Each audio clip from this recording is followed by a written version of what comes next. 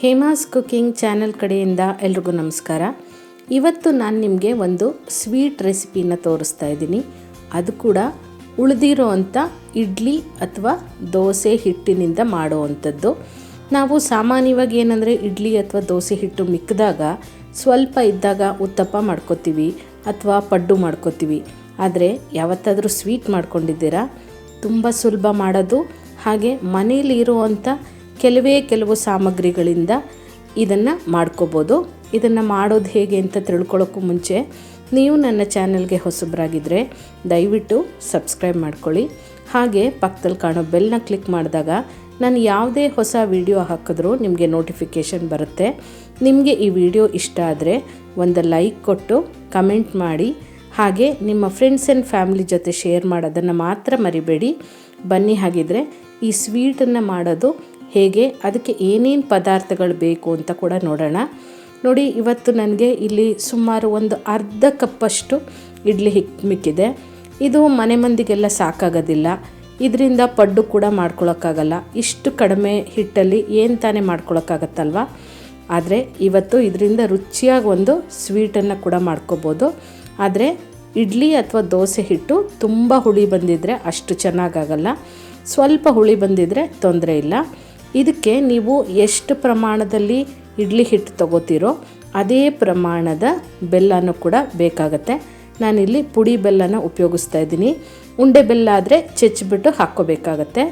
2 table ಸ್ಪೂನಷ್ಟು ನಾವು ರವೆನ ತೊಗೋಬೇಕು. ಈ ರವೆ ಹಾಕೋದ್ರಿಂದ ನಿಮಗೆ ಟೆಕ್ಸ್ಚರು ತುಂಬ ಚೆನ್ನಾಗಿ ಬರುತ್ತೆ. ಈಗ ಈ ಎಲ್ಲದನ್ನು ಕಲಿಸ್ಕೊಂಡು ಈ ಬೆಲ್ಲ ಮತ್ತು ನಾವು ಹಾಕಿರೋಂಥ ರವೆ ಎಲ್ಲ ಚೆನ್ನಾಗಿ ಕರಗಿ ಆ ರವೆ ಎಲ್ಲ ಸ್ವಲ್ಪ ಸಾಫ್ಟ್ ಆಗೋಕ್ಕೆ ಬಿಡಬೇಕು. ಒಂದು 15 ನಿಮಿಷ ಈ ರೀತಿ ಕಲಿಸ್ಬಿಟ್ಟು ನಾವು ನೆನೆಸೋಕ್ಕಿಟ್ಟಾಗ ಬೆಲ್ಲ ಕೂಡ ಕರಗುತ್ತೆ. ಹಾಗೆ ರವೆ ಕೂಡ ಚೆನ್ನಾಗಿ ನೆಂದ್ಕೊಂಡು ಈ ಹಿಟ್ಟು ಜೊತೆಗೆ ಚೆನ್ನಾಗಿ ಹೊಂದ್ಕೊಳ್ಳುತ್ತೆ. ಆದಷ್ಟು ಬೆಲ್ಲನ ಸ್ವಲ್ಪ ನುಣ್ಣಗೆ ಕುಟ್ಬಿಟ್ಟು ಪುಡಿ ಮಾಡಿ ಹಾಕ್ಕೊಂಡಾಗ ನಿಮಗೆ ಈ ಪ್ರೋಸೆಸ್ಸು ಬೇಗ ಆಗಿಬಿಡುತ್ತೆ. ಮತ್ತು ಇನ್ನೊಂದೇನೆಂದರೆ, ನಾನು ಆಗಲೇ ಹೇಳಿದೆ ತುಂಬ ಹುಳಿ ಬಂದಿರೋ ಹಿಟ್ಟು ಹಾಕಬೇಡಿ ಅಂತ. ಯಾಕಂದರೆ ಸ್ವೀಟ್ ಮಾಡಿದಾಗ ನಿಮಗೆ ಕೊನೆಯಲ್ಲಿ ಸ್ವಲ್ಪ ಹುಳಿ ಅಂಶ ಒಡೆಯುತ್ತೆ. ಹಾಗಾಗಿ ಜಾಸ್ತಿ ಹುಳಿ ಬಂದಿರೋದು ಬೇಡ. ಈಗ ನೋಡಿ 15 ನಿಮಿಷ ಆಗಿದೆ. ಹಾಕಿರೋವಂಥ ಬೆಲ್ಲ ಎಲ್ಲ ಚೆನ್ನಾಗಿ ಕರಗಿದೆ ಮತ್ತು ರವೆ ಕೂಡ ಹಿಟ್ಟು ಜೊತೆಗೆ ಚೆನ್ನಾಗಿ ಹೊಂದ್ಕೊಂಡಿದೆ. ಈಗ ಇದಕ್ಕೆ ಒಂದು 1/4 ಸ್ಪೂನಷ್ಟು ಏಲಕ್ಕಿನ ಕುಟ್ಬಿಟ್ಟು ಪುಡಿ ಮಾಡಿ ಸೇರಿಸ್ಕೋಬೇಕು. ಜೊತೆಗೆ ಹಸಿ ತೆಂಗಿನ ತುರಿ ಅಥವಾ ಒಣಕೊಬ್ಬರಿ ಯಾವುದಾದ್ರೂ ಪರವಾಗಿಲ್ಲ, ಸ್ವಲ್ಪ ಅಂದರೆ ಒಂದು ಅರ್ಧ ಕಪ್ಪಷ್ಟು ಹಾಕ್ಕೋಬೇಕಾಗತ್ತೆ ತುರಿದ್ಬಿಟ್ಟು. ಹಾಗೆ ದ್ರಾಕ್ಷಿ ಮತ್ತು ಗೋಡಂಬಿ ಸೇರಿಸ್ಕೋಬೇಕು. ಇದ್ರ ಜೊತೆಗೆ ನೀವು ಬಾದಾಮಿ ಬೇಕಿದ್ರೂ ಹಾಕ್ಕೋಬೋದು. ಇದೆರಡು ಇಲ್ಲ ಅಂದರೂ ಕೂಡ ಹಾಗೆ ಮಾಡ್ಕೋಬೋದು. ಮತ್ತು ಕಡಲೆಕಾಯಿ ಬೀಜ ಇದ್ದರೆ ಅದನ್ನು ಕೂಡ ಹುರಿದುಬಿಟ್ಟು ಪೌಡ್ರ್ ಮಾಡಿ, ಅಂದರೆ ಸ್ವಲ್ಪ ತರ್ತರಿಯಾಗಿ ಕುಟ್ಬಿಟ್ಟು ಕೂಡ ಹಾಕ್ಕೋಬೋದು. ಅದು ಕೂಡ ಚೆನ್ನಾಗಿರುತ್ತೆ. ಸ್ವೀಟ್ ಅಂದಮೇಲೆ ತುಪ್ಪ ಇಲ್ಲದೇ ಇದ್ದರೆ ಹೇಗಲ್ವಾ.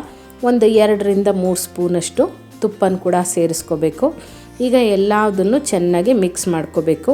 ತುಪ್ಪ ಹಾಕೋದ್ರಿಂದ ಸ್ವೀಟ್ನಲ್ಲಿ ನಿಮಗೆ ಒಳ್ಳೆ ಫ್ಲೇವರ್ ಕೊಡುತ್ತೆ. ಇದರಲ್ಲಿ ಈ ಗೋಡಂಬಿ ಮತ್ತು ದ್ರಾಕ್ಷಿ ಅಥವಾ ನಾನು ಹೇಳ್ದಂಗೆ ಕಡಲೆ ಬೀಜ, ಕೊಬ್ಬರಿ ಇದೆಲ್ಲ ಇಂತಿಷ್ಟೇ ಪ್ರಮಾಣ ಅಂತ ಏನಿಲ್ಲ. ನಿಮಗೆ ಯಾವುದು ಜಾಸ್ತಿ ಇಷ್ಟನೋ ಅದನ್ನು ಜಾಸ್ತಿ ಹಾಕ್ಕೋಬೋದು. ಇಲ್ಲ ಯಾವುದು ಬೇಡ ಅಂತಂದರೆ ಅದನ್ನು ಸ್ಕಿಪ್ ಮಾಡ್ಬೋದು. ಅಥವಾ ಮನೆಯಲ್ಲಿ ಯಾವುದಿದೆ ಅದನ್ನು ಹಾಕ್ಕೊಂಡ್ರೂ ಕೂಡ ಸಾಕಾಗುತ್ತೆ. ಈಗ ನೋಡಿ, ಮಿಕ್ಸ್ಚರು ರೆಡಿ ಆಯಿತು. ಕನ್ಸಿಸ್ಟೆನ್ಸಿ ಕೂಡ ತುಂಬ ತೆಳ್ಳಗೆ ಬೇಡ. ಈಗ ಒಂದು ಪ್ಲೇಟು ಅಥವಾ ಒಂದು ಬಟ್ಲು ತಳ ಅಗಲ ಇರೋವಂಥದ್ದಕ್ಕೆ ಸ್ವಲ್ಪ ತುಪ್ಪನ ಹಾಕ್ಕೊಂಡು ಸವರ್ಕೋಬೇಕಾಗತ್ತೆ. ನಾನು ಇದೇ ರೀತಿ ಉಳಿದಿರೋವಂಥ ದೋಸೆ ಇಡ್ಲಿ ಹಿಟ್ಟಲ್ಲಿ ಬೋಂಡ ಮಾಡೋದು ಕೂಡ ಹೇಗೆ ಅಂತ ತೋರಿಸಿದ್ದೀನಿ. ಅದು ಕೂಡ ತುಂಬ ರುಚಿಯಾಗುತ್ತೆ. ಒಂದ್ಸರಿ ಟ್ರೈ ಮಾಡಿ ನೋಡಿ. ಈಗ ತುಪ್ಪ ಎಲ್ಲ ಸವರಿದ್ದಾಗಿದೆ ತಟ್ಟೆಗೆ. ಈಗ ನಾವೇನು ರೆಡಿ ಮಾಡಿ ಇಟ್ಕೊಂಡಿದ್ವಿ ಮಿಕ್ಸ್ಚರು, ಅದನ್ನು ಇದಕ್ಕೆ ಸೇರಿಸ್ಕೋಬೇಕಾಗತ್ತೆ. ಈಗ ಇಡ್ಲಿ ಸ್ಟ್ಯಾಂಡ್ ಏನಾದರೂ ಇದ್ದರೆ ನೀವು ಅದರಲ್ಲಿ ಕೂಡ ಮಾಡ್ಕೋಬೋದು. ಅಥವಾ ಮಕ್ಕಳಿಗೆ ಚಿಕ್ಕದಾಗಿ ನಾವು ಮಾಡಿಕೊಡ್ಬೇಕು ಅಂದಾಗ ಪುಟ್ಟ ಇಡ್ಲಿ ಥರ ಅದರಲ್ಲಿ ಕೂಡ ನೀವು ಹಾಕಿ ಕೊಡ್ಬೋದು. ಇದೆಲ್ಲ ನಿಮ್ಮ ಇಮ್ಯಾಜಿನೇಷನ್ನು ಹೇಗೆ ಬೇಕೋ ಹಾಗೆ ಮಾಡ್ಕೋಬೋದು. ನಾನಿವತ್ತು ಪ್ಲೇಟ್ನಲ್ಲೇ ಈ ರೀತಿ ಹಾಕ್ಕೋತಾ ಇದ್ದೀನಿ. ಈಗ ಒಂದು ಸ್ವಲ್ಪ ಟ್ಯಾಪ್ ಮಾಡಿಕೊಂಡು ಅದನ್ನು ಈವನ್ನಾಗಿ ಮಾಡ್ಕೋಬೇಕು. ಈಗ ನೋಡಿ, ನಾನಿಲ್ಲಿ ಒಂದು ಕುಕ್ಕರ್ನ ಬಿಸಿಗಿಟ್ಟಿದ್ದೀನಿ. ಕುಕ್ಕರ್ ಒಳಗಡೆ ಇಲ್ಕೆ ಇಟ್ಟು ನೀರು ಹಾಕಿ ಒಂದು ಸ್ವಲ್ಪ ಹುಣಸೆಹಣ್ಣು ಹಾಕಿದ್ದೀನಿ. ಏನಕ್ಕೆ ಅಂತಂದರೆ, ಈಗ ನೀರೆಲ್ಲ ಕಾಯಿಸಿದಾಗ ಏನಾಗುತ್ತೆ, ತಳಭಾಗದಲ್ಲಿ ಸ್ವಲ್ಪ ಕಪ್ಪಾದಂಗೆ ಆಗೋಗ್ಬಿಡುತ್ತೆ. ಹುಣಸೆಹಣ್ಣು ಹಾಕಿದಾಗ ಆಗಿರೋ ಕಪ್ ಕೂಡ ಹೋಗುತ್ತೆ ಮತ್ತು ಕಪ್ಪು ಆಗೋದು ಕೂಡ ಅವಾಯ್ಡ್ ಆಗುತ್ತೆ. ಇದು ಒಂದು ಟಿಪ್ ಅಂತಲೇ ಹೇಳ್ಬೋದು. ಈಗ ನಾವೇನು ರೆಡಿ ಮಾಡಿ ಇಟ್ಕೊಂಡಿದ್ದೀವಿ ಅದನ್ನು ಇಟ್ಬಿಟ್ಟು ನಾವು ಇಡ್ಲಿ ಎಲ್ಲ ಹೇಗೆ ಬೇಯಿಸ್ಕೋತೀವೋ ಹಾಗೆ ಒಂದು 15 ನಿಮಿಷ ಇದನ್ನು ಸ್ಟೀಮ್ ಮಾಡ್ಕೋಬೇಕಾಗತ್ತೆ. 15 ನಿಮಿಷದಲ್ಲೇ ನಿಮಗೆ ಇದು ರೆಡಿಯಾಗಿಬಿಡುತ್ತೆ. ಇಲ್ಲ ಅಂದರೆ ನೋಡಿಕೊಂಡು ನೀವು ಮತ್ತೆ ಒಂದು 2-3 ನಿಮಿಷ ಸ್ಟೀಮ್ ಮಾಡ್ಕೋಬೋದು. ಈಗ ನಾನು 15 ನಿಮಿಷ ಬೇಯಿಸ್ಕೊಂಡಿದ್ದೀನಿ. ಇದು ಬೆಂದಿದೆಯೋ ಇಲ್ವೋ ಅಂತ ಚೆಕ್ ಮಾಡೋದು ಹೇಗೆ ಅಂದರೆ, ಒಂದು ಟೂತ್ ಪಿಕ್ ಅಥವಾ ಒಂದು ಕಡ್ಡಿ ಸಹಾಯದಿಂದ ಚುಚ್ಚಿದಾಗ ಅದು ನಿಮಗೆ ಕ್ಲಿಯರಾಗಿ ಬರಬೇಕು. ಆಗ ಒಳಗಡೆ ಎಲ್ಲ ನಾವು ಹಾಕಿರೋಂಥ ಬೆಲ್ಲ ಎಲ್ಲ ಹೊಂದ್ಕೊಂಡು ಚೆನ್ನಾಗಿ ಬೆಂದಿದೆ ಅಂತ ಅರ್ಥ. ಈಗ ಕರೆಕ್ಟಾಗಿದೆ. ಇದನ್ನು ತೆಗೆದುಬಿಟ್ಟು ಸರ್ವ್ ಮಾಡ್ಕೋಬೇಕು. ಈಗ ಮನೆಯಲ್ಲಿ ದಿಢೀರಂತ ಗೆಸ್ಟ್ಗಳು ಬಂದುಬಿಡ್ತಾರೆ, ಏನು ಮಾಡೋದು ಅಂತ ಗೊತ್ತಾಗಲ್ಲ. ಅಂಥ ಟೈಮ್ನಲ್ಲಿ ಈ ರೀತಿ ದೋಸೆ ಅಥವಾ ಇಡ್ಲಿ ಹಿಟ್ಟು ಮಿಕ್ಕಿದ್ದಾಗ ನೀವು ದಿಢೀರಂತ ಒಂದು ಸ್ವೀಟ್ನ ಮಾಡಿ ಕೊಡ್ಬೋದು. ಯೂಶಲಾಗಿ ಮಾಡೋ ಪಾಯಸ ಒಬ್ಬಟ್ಟಿಗಿಂತ ಇದು ಸ್ವಲ್ಪ ಡಿಫ್ರೆಂಟಾಗೂ ಇರುತ್ತೆ, ಹಾಗೆ ರುಚಿಯಾಗಿ ಕೂಡ ಇರುತ್ತೆ. ಯಾಕೊಂದು ಸರಿ ಟ್ರೈ ಮಾಡಬಾರ್ದಲ್ವಾ? ಟ್ರೈ ಮಾಡಿ, ಹಾಗೆ ಹೇಗೆ ಬಂತು ಅಂತ ನನಗೆ ಕಮೆಂಟ್ ಮೂಲಕ ತಿಳಿಸ್ತೀರಲ್ವಾ? ಇದೇ ರೀತಿ ಡಿಫ್ರೆಂಟಾಗಿರುವಂಥ ರೆಸಿಪೀಸು ನಿಮಗೆ ಯಾವುದಾದ್ರೂ ಬೇಕಿದ್ದರೆ ನನಗೆ ಖಂಡಿತ ಕಮೆಂಟ್ ಮೂಲಕ ತಿಳಿಸಿ. ನನಗೆ ಗೊತ್ತಿದ್ದರೆ ನಾನು ಖಂಡಿತ ಅದನ್ನು ನಿಮಗೆ ಮಾಡಿ ತೋರಿಸ್ತೀನಿ. ಮತ್ತಷ್ಟು ಈಸಿಯಾದಂಥ ರೆಸಿಪೀಸ್ಗಾಗಿ ಹಾಗೆ ಟಿಪ್ಸ್ಗಾಗಿ ಹೇಮಾಸ್ ಕುಕಿಂಗ್ ಚಾನಲ್ನ ಮರೀದೆ ಸಬ್ಸ್ಕ್ರೈಬ್ ಮಾಡ್ಕೊಳ್ಳಿ. Thank you.